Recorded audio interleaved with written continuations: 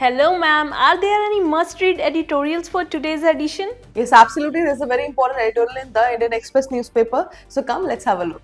The editorial is India EU deal offers how to's and how not to's. Now, let us understand what exactly is this. See, we all know that India and European Union are trying to sign a free trade agreement FTA, and FTA means less tax, custom duties on goods, easier trade, more business and more jobs. Now talks started long ago but failed once and restarted recently because the world is unstable. There are wars, China tensions, supply chain problems.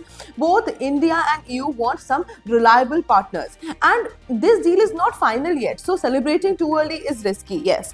Now, why is this deal so important? Let us talk about that. See, EU is one of the India's biggest trading partners. Together, India plus EU is equal to huge share of global GDP. India's exports to EU could double by 2030 and help India reduce over dependence on China. Now, there are multiple dimensions of this topic.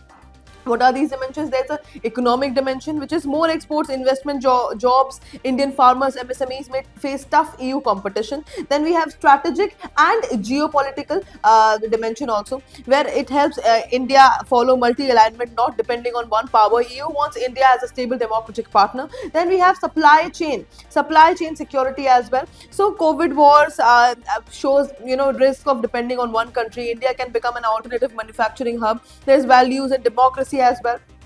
So India and EU share values like democracy, rule of law, but EU is strict on environment, labor, carbon rules. And lastly, there are environmental concerns also. See, EU's green rules, carbon tax, sustainability norms, good for planet, hard for Indian industries initially. Now, what are the how nots? Let us talk about this. What are the problems? Okay.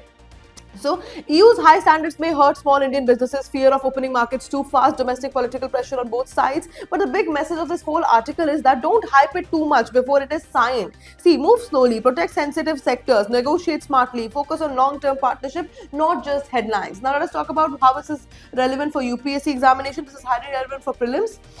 This is highly relevant for mains GS paper 2 and GS paper 3. And for essay paper also, this article becomes important. If you want a deeper analysis of this article, please go watch our DNA video, and that is it for today. Thank you for watching.